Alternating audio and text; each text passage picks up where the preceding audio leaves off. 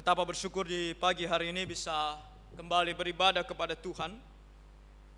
Dan pagi hari ini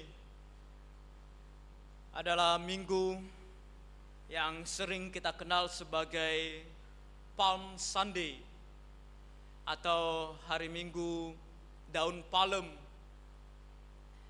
Karena minggu ini sering juga dikenal sebagai hari di mana Tuhan Yesus masuk ke dalam Yerusalem untuk terakhir kalinya.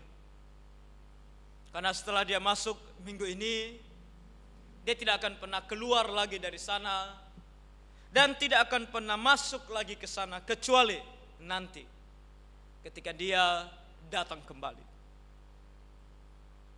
Di minggu ini ketika Tuhan Yesus masuk ke dalam Yerusalem, Tuhan Yesus masuk dengan mengendarai keledai. Karena dia masuk Yerusalem bukan untuk berperang. Dia masuk ke Yerusalem bukan untuk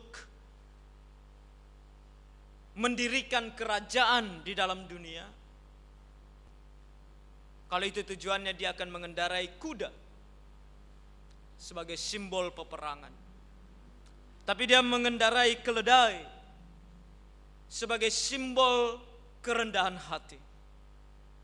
Bahwa dia masuk Yerusalem bukan untuk menjadi raja yang duduk di tahta, tapi menjadi raja yang rela mati, rela berkorban bagi umatnya. Itu sudah terjadi 2000 tahun yang lalu. Namun di pagi ini saya berpikir bahwa baik bagi kita untuk melihat sebuah kejadian yang terjadi sebelum Tuhan Yesus ditangkap. Ini terjadi di hari Kamis. Hari Minggu dia masuk Yerusalem, lalu mulai melakukan aktivitas mereka, dan di sana juga kemudian diadakan perjamuan kudus yang pertama. Dan di malam, di Kamis malam, Tuhan Yesus berada di sebuah taman yang disebut sebagai Taman Getsemani. Gereja kita disebut sebagai Gapi Getsemani. Tahukah kita apa arti Getsemani? Getsemani sebenarnya bukan nama yang menyenangkan. Karena Getsemani artinya adalah tempat pemerasan minyak. Karena Getsemani itu berada di Bukit Zaitun. Dan Bukit Zaitun adalah tempat menghasilkan minyak zaitun. Jadi Taman Getsemani adalah taman di mana minyak ini dihasilkan. Dan ketika kita mau memperoleh minyak, itu tidak dilakukan dengan sekedar hanya mengambil sebuah buah, tetapi ada proses penyulingan, ada proses penghancuran dan pemerasan daripada buah-buah pokok zaitun. Jadi Getsemani artinya ini, tempat pemerasan, tempat penyulingan minyak zaitun. Dan ini menggambarkan tentang apa yang dirasakan oleh Tuhan Yesus di malam sebelum dia ditangkap dan disalibkan. Dia merasakan yang kita baca sebagai rasa sedih dan rasa gentar. Perasaan ini saya percaya begitu penting untuk kita perhatikan, agar kita betul-betul bisa memaknai penderitaan Tuhan Yesus. Seberapa tinggi penderitaan Tuhan Yesus? Dan apakah dia merasakan penderitaan itu hanya ketika dia disalibkan? Atau bahkan sebelum dia disalibkan? dia sudah menderita. Kembali perenungan ini untuk kita kembali mengingat bahwa penderitaannya ini bukan untuk siapa-siapa. Bukan karena dia bersalah. Tadi kita membaca bagaimana Pontius Pilatus berusaha untuk membebaskan dia. Kenapa? Karena tidak didapatkan kesalahan terhadap dia. Tuhan Yesus tidak bersalah sama sekali. Tidak ada tindakan kriminal, tidak ada dosa yang dia lakukan. Pengadilan yang dilakukan tidak bisa membuktikan bahwa Tuhan Yesus bersalah, sehingga harus bahkan dihukum mati di atas kayu salib. Dia begitu sempurna tanpa dosa.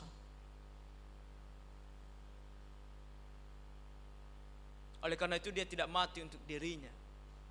Dia tidak dihukum untuk dirinya atau karena kesalahannya. Dia mati untuk kita. Dia menderita untuk kita. Dan seberapa tinggi penderitaan ini, bahkan sebelum dia ditangkap di taman Getsemani, di taman di mana menyimbolkan akan kesengsaraan, dia duduk di sana dan dia pergi berdoa. Dia berdoa dan di dalam dia berdoa, dia ungkapkan kepada murid-muridnya, khususnya 3 muridnya yang sering dia bawa, yaitu Petrus, kedua anak Zebedeus itu adalah Yakobus dan Yohanes. 3 muridnya ini adalah yang sering dia bawa untuk hal-hal yang bersifat privasi. Dan ketika dia bawa mereka, dia jelaskan kepada mereka apa yang dia rasakan. Di ayat 37 dikatakan bahwa maka mulailah ia merasa sedih dan gentar. Ada sebuah kesedihan yang mendalam dan ada sebuah kegentaran. Dan ini bukan tanpa sebab. Ini karena Tuhan Yesus adalah Tuhan. Selain dia adalah manusia, dia juga adalah Tuhan. Dan sebagai Tuhan, dia tahu segala sesuatu. Dia tahu apa yang akan terjadi. Dia tahu bahwa Yudas Iskariot sudah menjual dia. Dia tahu bahwa Yudas bersamaan dengan prajurit, bersamaan dengan imam-imam kepala akan datang menjemput dia. Dia tahu semua ini. Dan dia tahu besok Jumat dia akan disalibkan. Namun di saat yang sama Tuhan Yesus bukan hanya Tuhan. Dia datang ke dalam dunia menggunakan tubuh manusia. Dia menjelma menjadi manusia. Artinya dia memiliki tubuh yang sama seperti kita. Yang dia tahu ketika semua ini nanti akan terjadi, rasanya itu sangat menyakitkan. Tadi kita membaca bagaimana setelah Pontius Pilatus mencuci tangannya, lalu dikatakan bahwa dia membebaskan Barabas, lalu dia menyerahkan Tuhan Yesus untuk, istilah yang digunakan dalam Alkitab, disesah. Kalau kita baca lebih lanjut, maka ini maksudnya dia diikat, dia dicambuk.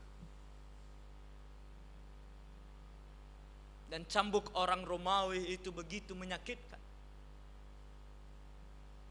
Kalau zaman sekarang kita melihat di beberapa negara ada hukum cambuk, tapi sering kita melihat cambuk mereka hanya berupa tali. Nah, itu saja sudah sangat menyakitkan. Tapi bangsa Romawi punya cambuk yang sedikit berbeda dan cenderung sangat sadis. Karena di cambuk mereka itu bukan hanya tali yang polos saja, tapi sering di tali ini akan diikatkan yang disebut sebagai bead atau semacam biji-bijian yang besarnya seperti kelereng, itu diikatkan di sana. Jadi sepanjang tali itu ada beberapa benda ini. Bayangkan kalau kita dicambuk dengan ada kelereng di cambuk itu.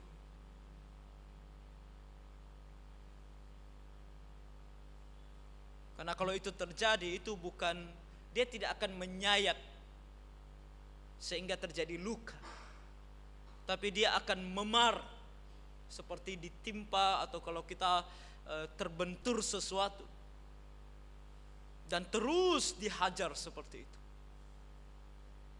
Dan bukan hanya itu, cambuk orang Romawi bisa lebih sadis lagi, dengan selain ditaruh seperti kelereng di tali tersebut, di ujungnya ditaruh lagi sesuatu, yaitu yang berupa seperti kail tukang pancing.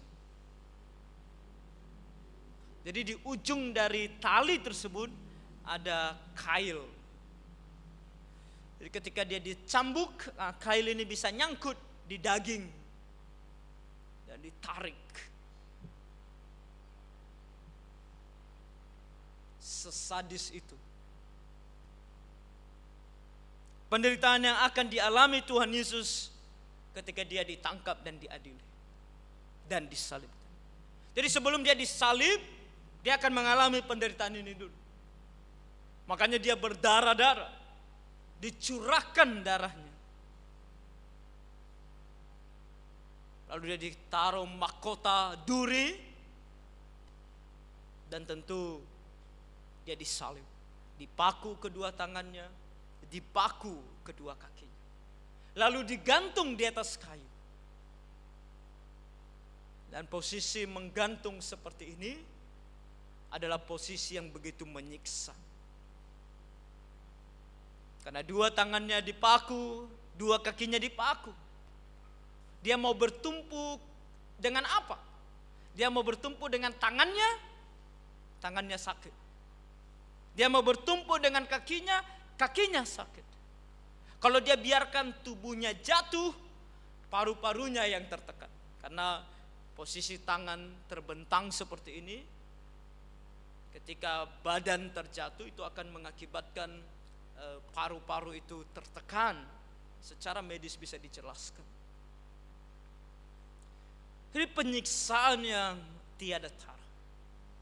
Jadi di malam Getsemani atau di taman Getsemani ini, ketika dikatakan bahwa Tuhan Yesus sedih dan gentar, ini yang dimaksudkan. Bahwa dia tahu semua hal ini akan terjadi. Dan secara manusia yang menggunakan tubuh manusia ini, dia tahu betul rasa sakitnya yang akan dialami. Oleh karena itu dia pergi ke taman Getsemani. Di ayat 38 dan 39 dikatakan, lalu katanya kepada mereka, hatiku sangat sedih, seperti mau mati rasanya. Tinggallah di sini dan berjaga-jagalah dengan aku. Maka ia maju sedikit lalu sujud dan berdoa, katanya, ya Bapakku, jikalau sekiranya mungkin, biarlah cawan ini lalu daripadaku. Tetapi janganlah seperti yang ku kehendaki, melainkan seperti yang Engkau kehendaki.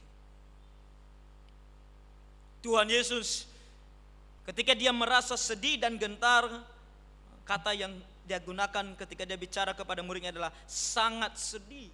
Hatiku sangat sedih. Apa artinya sangat sedih di sini? Ini kalau kita mau terjemahkan dia secara harfiah, bisa dikatakan bahwa dia dikelilingi oleh kesedihan. Artinya kalau kita menggunakan istilah kita dalam bahasa Indonesia, dia ada istilah yang unik dalam bahasa Indonesia, dibilang maju kena, mundur kena. Dan kalau kita mau tambahkan, ke kiri salah, ke kanan salah. Dia dikelilingi oleh kesedihan. Kenapa? Karena ketika dia maju, dia disalib. Ketika dia mundur, kita yang dihukum. Tuhan Yesus begitu mengasihi kita. Tapi dia tahu kalau dia tidak maju, kalau dia tidak disalib, maka kita yang akan dihukum di dalam api neraka. Dan dia tidak mau itu. Itulah kenapa dia datang ke dalam dunia. Dia mau menyelamatkan kita dari dosa kita. Tapi kalau dia maju, penderitaan ini akan dia alami. Dia dikelilingi oleh kesedihan. Tapi dia memilih untuk tetap maju. Dia memilih untuk menanggung penderitaan itu. Daripada kita yang mati di dalam api neraka. Daripada kita yang menanggung penderitaan di dalam api neraka. Dia katakan, aku mau tanggung. Walaupun tubuhku sebagai manusia, dia katakan, menginginkan sekiranya biarlah cawan ini berlalu. Sangat unik Tuhan Yesus menggunakan kata cawan. Cawan itu sebenarnya gelas, tempat meletakkan minuman, itu cawan. Tapi kenapa Tuhan Yesus menggunakan istilah cawan? Karena istilah cawan ini adalah istilah yang terdapat dalam kitab Yesaya dan kitab Yeremia untuk menunjukkan tentang murka Allah. Jadi penyaliban Tuhan Yesus itu sama dengan murka Allah sedang ditumpahkan. Makanya dia menggunakan kata cawan. Makanya kembali ini mempertegas bahwa kematian Tuhan Yesus di atas kayu salib itu untuk menebus kita. Karena murka Allah harusnya jatuh ke kita. Tapi Tuhan Yesus ambil untuk jatuh kepada dirinya. Makanya dia bilang, secara manusia, karena aku menggunakan tubuh manusia, aku mau cawan ini berlalu, karena cawan ini begitu menyakitkan. Tetapi karena aku mengasihi anak-anakku, aku berkata, tetapi janganlah seperti yang ku kehendaki, melainkan seperti yang engkau kehendaki. Kenapa dia berkata engkau kehendaki? Seolah-olah dia tidak kehendaki. Ya kan? Nah, disinilah kita masuk ke dalam doktrin Allah Tritunggal. Karena dalam Allah Tritunggal memang ada 3 pribadi, tetapi 3 pribadi ini adalah satu. Jadi ketika dia bilang di sini yang ku kehendaki, dia sedang berbicara tentang dirinya sebagai manusia. Tetapi ketika dia bilang yang engkau kehendaki, itu yang dimaksudkan adalah ya kehendak Bapa, tetapi juga bukan hanya kehendak Bapa. Ketika itu sudah menjadi kehendak Bapa, itu juga menjadi kehendak Roh Kudus, itu juga sudah menjadi kehendak Dia di dalam keilahiannya. Karena mereka satu. 3 pribadi tetapi satu. Jadi ketika dia katakan janganlah yang ku kehendaki, artinya yang ku kehendaki dalam tubuhku sebagai manusia, tetapi yang engkau kehendaki, yaitu yang bersama-sama kita kehendaki di dalam kealahan. Itu yang harus terjadi. Aku datang ke dalam dunia ini, memang aku gunakan tubuh manusia. Tapi ketika aku datang, kita punya kehendak yang sama. Tuhan Yesus, Allah Bapa, Allah Roh Kudus punya kehendak yang sama.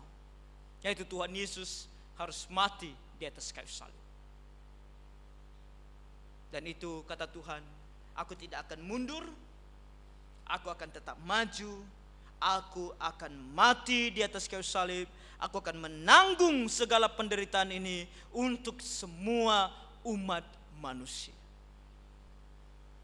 Bapak Ibu dan Saudari, ini adalah kalau kita membaca hal ini menjadi sebuah, kita katakan, perjalanan yang harus ditempuh oleh Tuhan Yesus demi menyelamatkan kita dari segala dosa kita.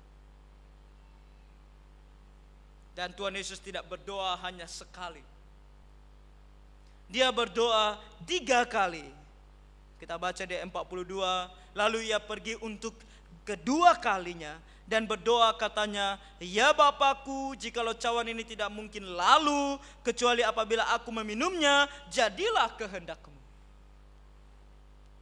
Hal yang sama dia doakan dengan kalimat yang berbeda. Dan untuk ketiga kalinya dia doakan di ayat 44. Ia membiarkan mereka di situ lalu pergi dan berdoa untuk ketiga kalinya dan mengucapkan doa yang itu juga. Nah, ini bukan doa yang diulang-ulang,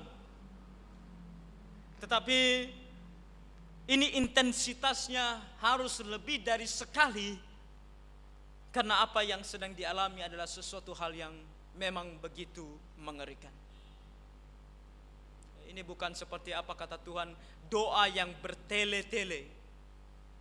Nah, doa yang bertele-tele itu beda. Ini bukan doa yang bertele-tele.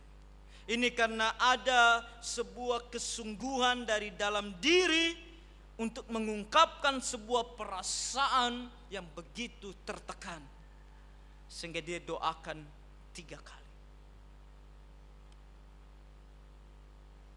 Dan kembali ini tertuju kepada satu hal, yaitu bagaimana Tuhan Yesus menderita bagi kita.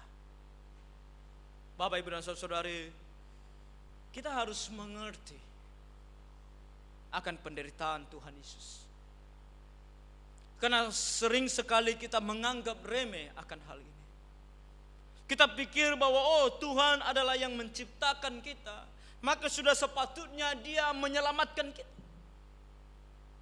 Sehingga dalam hidup kita sebagai orang Kristen, kita tidak lagi peduli dengan Dia.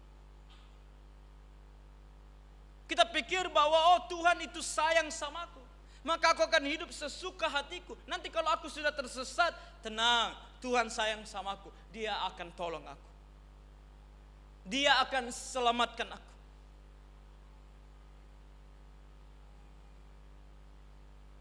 Bukan begitu. Kalau kita sungguh mengasihi Tuhan, bukan demikian yang kita pikirkan. Tapi kita selalu mengingat bagaimana Tuhan Yesus sudah berkorban bagi kita. Kita bisa menjadi orang Kristen hari ini. Kita sudah bisa menerima yang namanya kehidupan yang kekal pada hari ini. Kita bisa mengatakan bahwa kapanpun, dimanapun kita mati, kita akan ke sorga pada hari ini. Itu semua karena Tuhan sudah menderita bagi kita. Bagaimana kita membalas orang yang sudah rela berkorban bagi kita?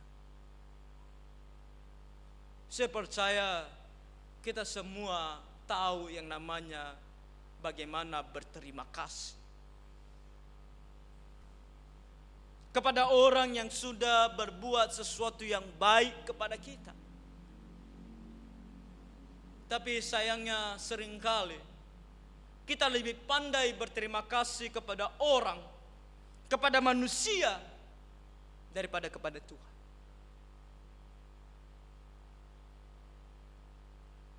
Dan ini adalah sesuatu hal yang harus kita perbaiki. Bahwa kita harus sungguh mengasihi Tuhan Yesus.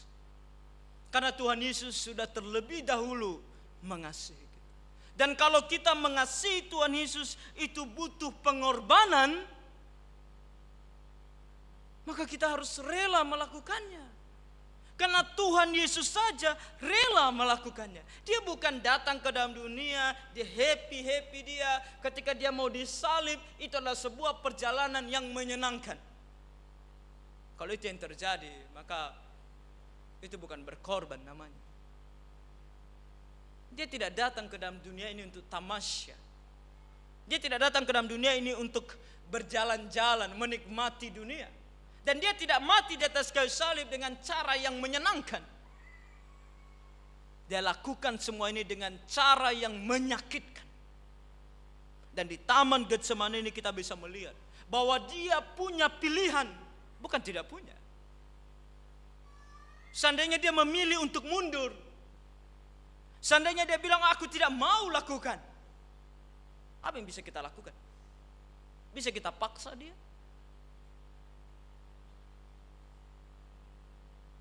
Makanya ketika nanti Tuhan Yesus disalib, ketika mereka mengolok-ngolok dia, atau bahkan ketika mereka menangkap dia, dia bilang, oke, saatnya sudah tiba, kalian bisa tangkap aku. Makanya dia bilang sama mereka, kenapa kalian datang dengan pentungan? Seolah-olah saya adalah seorang kriminal, dan kalian pikir saya akan lari? Oh, kalau Tuhan Yesus mau lari, dia bisa lari. Dia sudah tunjukkan itu. Semasa dia hidup, sebelum dia ditangkap, sebelum waktunya tiba, orang berusaha menangkap dia, tidak bisa-bisa. Karena belum waktunya. Tapi ketika waktunya tiba, dia serahkan diri. Dia serahkan diri. Dia tidak dipaksa. Dia serahkan diri. Dia tahu mereka dalam perjalanan menuju Taman Getsemani, dia tidak pergi sembunyi. Dia tetap di situ. Dia tunggu mereka. Dan ketika mereka datang menangkap dia, dia serahkan diri. Petrus coba melawan, dia bilang, Petrus, sarungkan pedang. Ketika Petrus berusaha untuk membunuh prajurit, yang dia lakukan adalah memotong telinga. Enggak ada orang mau membunuh orang dengan memotong telinga. Itu hanya menunjukkan bahwa Petrus tidak tahu bagaimana membunuh orang. Sembarangan saja dia ayunkan pedangnya, kena telinga, putus. Apakah Tuhan Yesus menggunakan kesempatan itu untuk lari? Tidak. Dia bahkan ambil telinga yang sudah jatuh itu, dia sambung kembali, supaya orang ini tetap punya telinga dan tetap bisa kuat tangkap dia, bawa dia. Dia sama sekali tidak melawan. Kalau dia mau, dia bisa. Tapi dia tidak mau. Untuk kita. Lalu kita dalam kehidupan kita sebagai orang Kristen, kita bilang, oh aku anak Tuhan Yesus. Lalu ketika ada godaan, kalau kita enggak ikut, kita akan menderita. Lalu kita bilang, Tuhan Yesus, sorry. Ya, aku mengasihi engkau. Tapi yang satu ini juga terlalu menyakitkan kalau aku tidak lakukan. Maka untuk kali ini Tuhan, izinkan aku melakukan. Oh, seandainya Tuhan Yesus menggunakan kalimat itu, kita mati dalam api neraka. Tapi Tuhan Yesus tidak lakukan.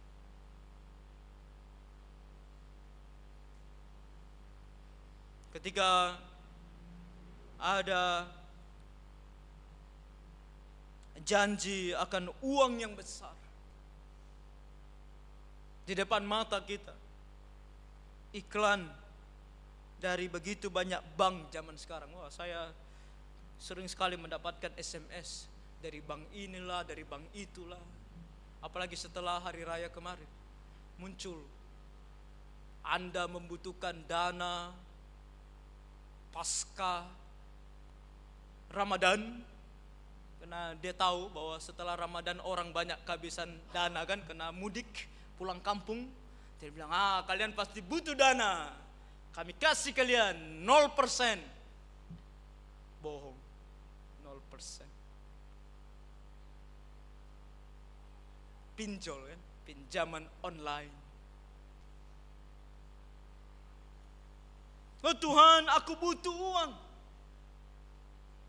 Firman Tuhan bilang dalam kitab Amsal, jangan menaruh dirimu menjadi jaminan.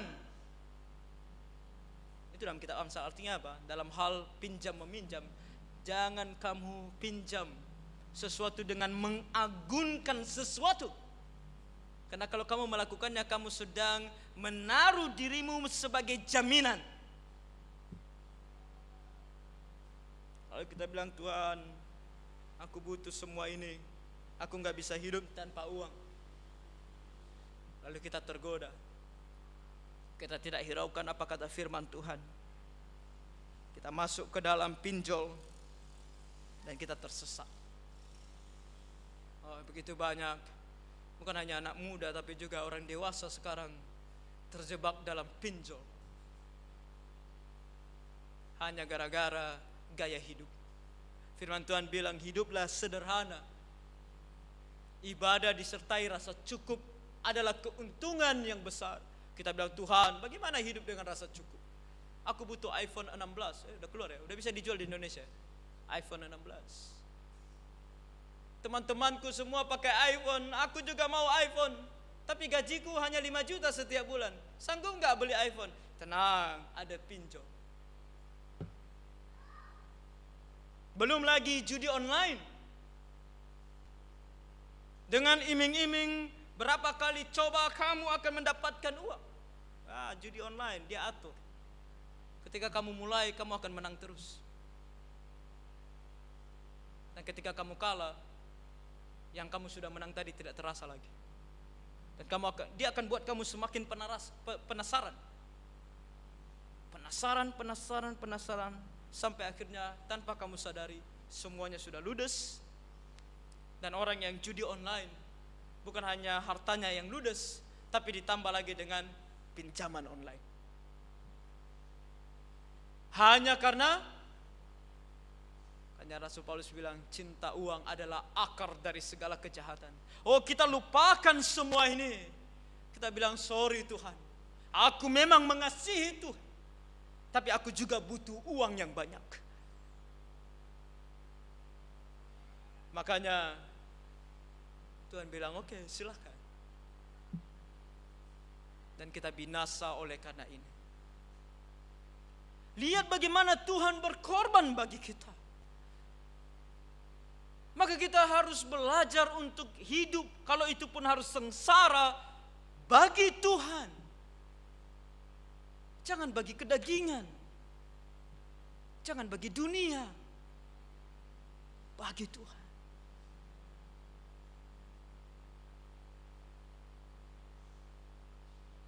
Tuhan, aku diajak oleh temanku jalan-jalan di hari Minggu.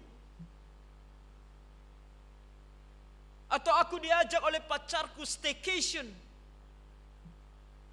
Banyak anak muda sekarang pergi keluar kota bersama pacarnya. Belum menikah, tapi pergi sama-sama berdua. Tuhan, kalau aku nggak lakukan nanti apa kata pacarku? Nanti dia pikir aku nggak sayang sama dia. Tapi Tuhan bilang dalam firman-Nya, jangan berzina. Oh, kita lebih peduli apa kata teman. Tuhan bilang dalam firman-Nya, hari Sabat kuduskan. Tapi temanku ajak ke pantai di Minggu pagi. Atau ada acara kantor atau acara PT, kami harus pergi. Ada kegiatan-kegiatan ini dan itu. Karena kalau tidak nanti mereka pikir aku adalah orang yang tidak bersahabat. Nggak mau gabung-gabung. Nggak mau kumpul-kumpul. Tuhan, aku nggak sanggup menghadapi penderitaan itu. Aku nggak sanggup nanti kalau misalnya hari Senin ketika aku pergi ke PT tempat aku bekerja, orang-orang ngomongin aku, lihat dia semalam tidak datang. Hanya gara-gara mau pergi gereja. Aku nggak sanggup, aku nggak tahan itu Tuhan. Aku lebih memilih tidak datang gereja. Kalau nggak datang gereja, apalah yang bisa dibilang Pak Pendeta? Ya kan? Pak Pendeta paling tanya, nah kenapa kamu nggak gereja? Oh Pak, ada acara PT. Oh, paling itu aja ya Pak. Dia tidak akan menggosip kemana-mana kan. Oh Pak Pendeta adalah hamba Tuhan, penuh dengan kasih dan kelemah lembutan. Dia tidak mungkin marah-marah ya kan. Lagi pula kalau sekarang pendeta marah, banyak gereja. Tinggal pindah gereja. Susah sekali. Tapi aku gak sanggup kalau pacarku, kalau temanku mengejek aku. membicarakan aku nggak sanggup itu Tuhan, aku nggak sanggup, penderitaan itu terlalu berat. Lihat apa yang Tuhan Yesus sudah lakukan bagi kita. Dia dihina, dia diejek, dia diludahi. Hanya untuk kita. Dan kita bilang kita tidak sanggup hanya karena kita digosipkan. Kita belum dicambuk. Kita belum disalib. Saya rasa kita pun tidak diludahi. Orang tidak berani ludahi kita kan, karena dia tahu kalau dia ludahi kita akan hajar dia. Saya rasa kita belum pernah mengalami hal seperti ini, dan tidak akan mengalami hal seperti ini. Tapi betapa kita tidak mengasihi Tuhan. Makanya pagi hari ini saya rasa baik bagi kita untuk mengingat kembali bagaimana Tuhan Yesus menderita bagi kita. Dan sudah sepatutnya dan sewajarnya kalau kita pun harus menderita bagi Tuhan Yesus, kita mau melakukannya. Kita mau menjalaninya. Tapi tenang, kalaupun kita harus menderita bagi Tuhan, itu bukan sesuatu yang tidak mampu kita hadapi. Rasul Paulus bilang sama kita bahwa Tuhan tidak akan memberikan kepada kita pencobaan yang tidak dapat kita tangani. Kita pasti mampu menghadapinya. Namun kadang-kadang kita nggak mau aja menghadapinya. Tapi kalau kita mau hadapi, kita mampu. Bagaimana caranya? Tuhan Yesus tunjukkan kepada kita contoh. Dua hal yang dilakukan: berjaga-jaga dan berdoa. Berjaga-jaga dan berdoa. Tuhan Yesus katakan dari awal kepada murid-muridnya, aku mau pergi berdoa, kalian berjaga-jaga bersama dengan aku. Nah, apa artinya berjaga-jaga? Apakah kita harus jaga malam setiap malam? Apakah tidak tidur sama sekali? Berjaga-jaga adalah istilah yang digunakan dalam Alkitab yang selalu tertuju kepada mata yang terbuka dan mampu untuk melihat keadaan. Sama seperti seorang penjaga di malam hari. Ketika dia menjaga di malam hari, matanya terbuka. Dan dia harus tahu keadaan. Dia harus bisa melihat situasi. Dan sedikit ada gerakan musuh, dia tahu. Dia tahu. Orang lain boleh tidur, tapi dia akan lihat. Sedikit saja ada gerakan musuh. Bahkan kadang-kadang dengan pendengaran. Dia mendengar ada suara-suara. Kalau zaman dulu berperang dengan menggunakan kuda, dia akan mendengar. Kalau dia mendengar suara kuda dari kejauhan, dia sudah mulai was. Jangan-jangan ini musuh. Dia sudah mulai kasih tahu semua orang. Bersiap, kemungkinan musuh akan datang. Itu berjaga-jaga. Hidup kita sebagai orang Kristen juga harus demikian. Iblis, begitu ngeri. Siapa yang pernah melihat iblis? Enggak ada kan? Tapi firman Tuhan bilang, kita bisa berjaga-jaga. Kita bisa tahu kapan iblis tiba. Kita bisa tahu apa yang dilakukan iblis. Kita bisa tahu apa yang sedang digunakan iblis. Kita bisa tahu. Kita bisa lihat. Kita bisa mengerti. Bagaimana caranya? Apakah kita perlu indera keenam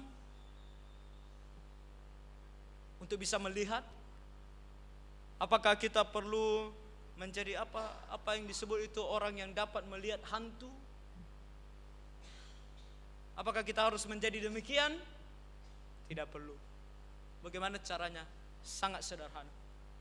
Baca Alkitab. Baca Alkitab. Karena di dalam Alkitab diungkapkan kepada kita segala rancangan, taktik, strategi dari iblis.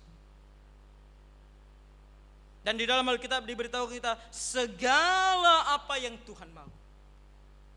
Dengan kita mengerti apa yang Tuhan mau, kita akan tahu yang di hadapan kita itu dari Tuhan atau dari iblis. Kita akan tahu. Mudah sekali. Kenapa banyak tadi saya katakan anak muda terlilit pinjol dan kemudian ikut judi online? Saya mau tanya sama anak-anak muda, apakah kalian tahu dalam Alkitab di mana ayat yang berbicara tentang judi? Apakah kalian tahu di mana dalam Alkitab yang berbicara tentang pinjaman?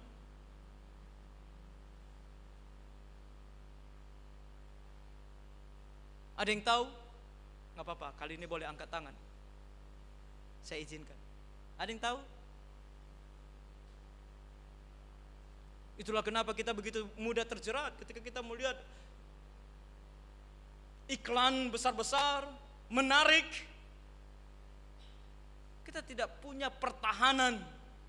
Kita tidak bisa melihat itu benar atau salah. Karena kita tidak tahu apa kata Alkitab.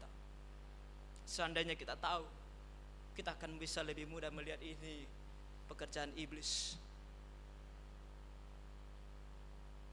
Itulah kenapa kita harus belajar Alkitab. Itulah cara kita berjaga-jaga. Dan tentu yang kedua, jangan lupa berdoa. Berdoa. Berdoa dengan mengkhususkan waktu berdoa. Yaitu ketika kita ada waktu untuk mengkhususkannya. Berdoa dengan melipat tangan, menutup mata, mungkin berlutut, berdoa. Dan juga berdoa secara harafiahnya juga bisa dikatakan selalu berkomunikasi dengan Allah. Di setiap saat. Ketika kamu menghadapi sesuatu, jangan lupa dalam hatimu berbicara dengan Tuhan. Tuhan, aku sedang hadapi ini. Ini baik atau tidak? Apa yang harus aku lakukan? Tanya Tuhan.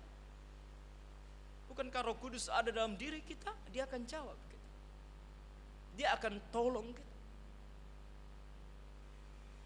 Dia akan ingatkan. Makanya dikatakan firman Tuhan, Roh Kudus tugasnya apa?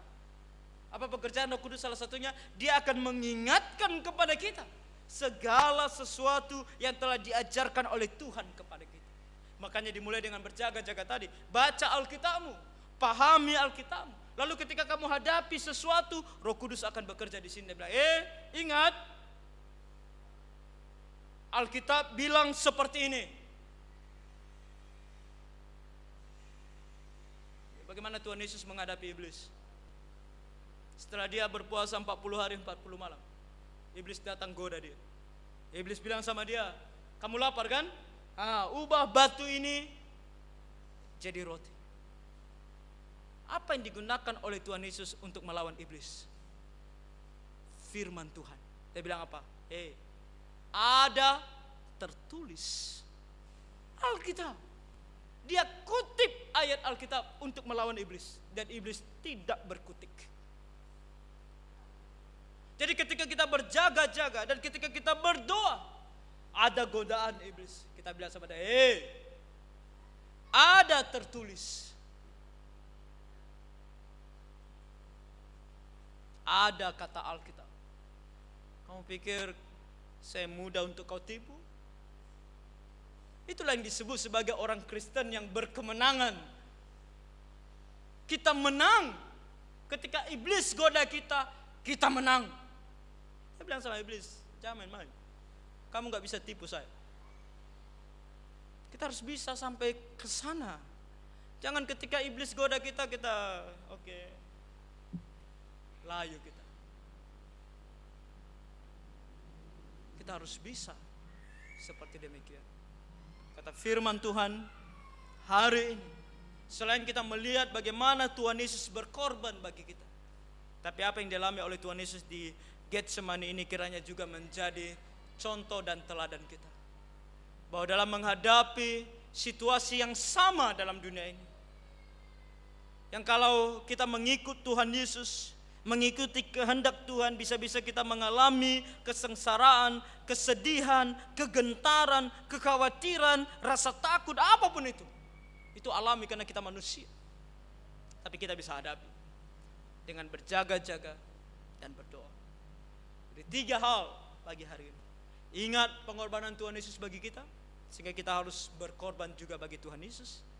Dan dalam melakukannya, berjaga-jagalah dengan membaca, merenungkan firman Tuhan, ikut kelas belajar Alkitab, dan selalu berdoa.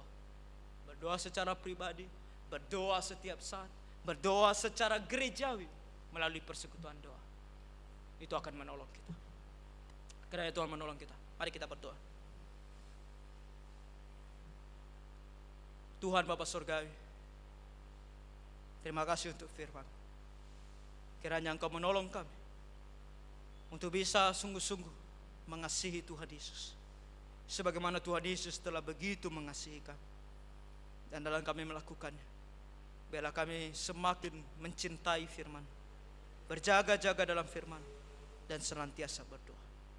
Terima kasih Bapak. Dan sementara kami akan masuk ke dalam perjamuan kudus, kami akan memakan roti dan meminum cawan Tuhan. Kiranya Engkau yang memberkati kami, melayakkan kami Tuhan untuk melakukan perjamuan yang kudus ini. Kasihan dan tolong kami Tuhan. Ampuni kami dari segala dosa pelanggaran kami. Dalam nama Tuhan Yesus kami berdoa dan mengucap syukur. Amin.